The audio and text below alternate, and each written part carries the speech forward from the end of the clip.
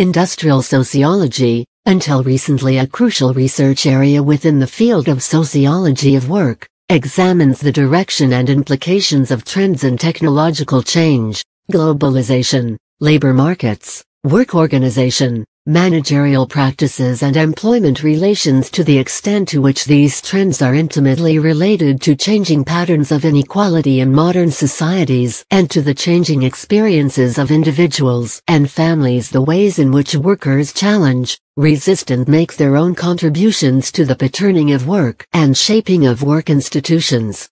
One branch of industrial sociology is labor process theory (LPT). In 1974, Harry Braverman wrote Labor and Monopoly Capital, The Degradation of Work in the 20th Century, which provided a critical analysis of scientific management. This book analyzed capitalist productive relations from a Marxist perspective. Following Marx, Braverman argued that work within capitalist organizations was exploitative and alienating, and therefore workers had to be coerced into servitude. For Braverman, the pursuit of capitalist interests over time ultimately leads to de-skilling and routinization of the worker. The Taylorist work design is the ultimate embodiment of this tendency. Braverman demonstrated several mechanisms of control in both the factory blue-collar and clerical white-collar labor force. His key contribution is his de-skilling thesis. Braverman argued that capitalist owners and managers were incessantly driven to deskill the labor force to lower production costs and ensure higher productivity. De-skilled labor is cheap and above all easy to control due to the workers' lack of direct engagement in the production process. In turn, work becomes intellectually or emotionally unfulfilling.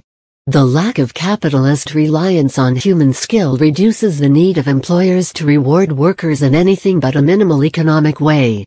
Braverman's contribution to the sociology of work and industry, that is, industrial sociology, has been important, and his theories of the labor process continue to inform teaching and research. Braverman's thesis has however been contested, notably by Andrew Friedman in his work Industry and Labor, 1977.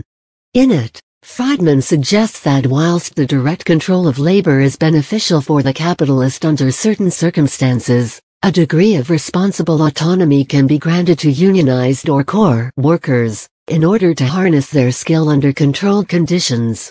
Also, Richard Edwards showed in 1979 that, although hierarchy in organizations has remained constant, additional forms of control, such as technical control via email monitoring, call monitoring, bureaucratic control via procedures for leave, sickness etc., has been added to gain the interests of the capitalist class versus the workers.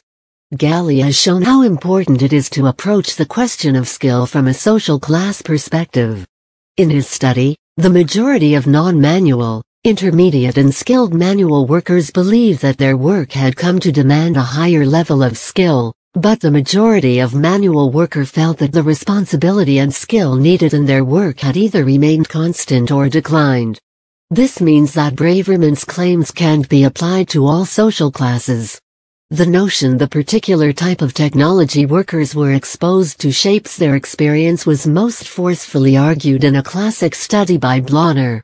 He argued that some work is alienating more than other types because of the different technologies workers use. Alienation, to Blauner, has four dimensions: powerlessness, meaninglessness, isolation, and self-estrangement.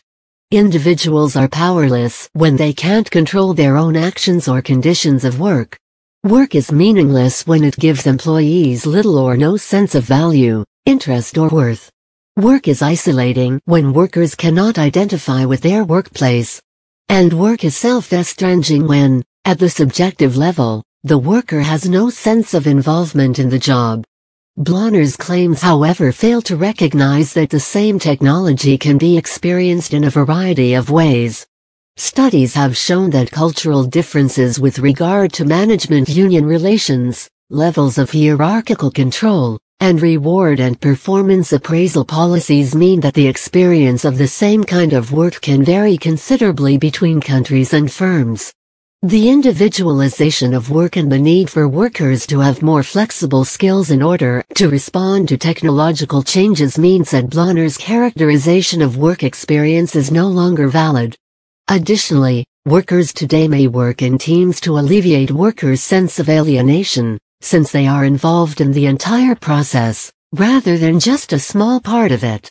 In conclusion, automotive technologies and computerized work systems have typically enhanced workers' job satisfaction and skill deployment in the better paid, secure public and private sector jobs. But, in more non-skilled manual work, they have just perpetuated job dissatisfaction, especially for the many women involved in this type of work.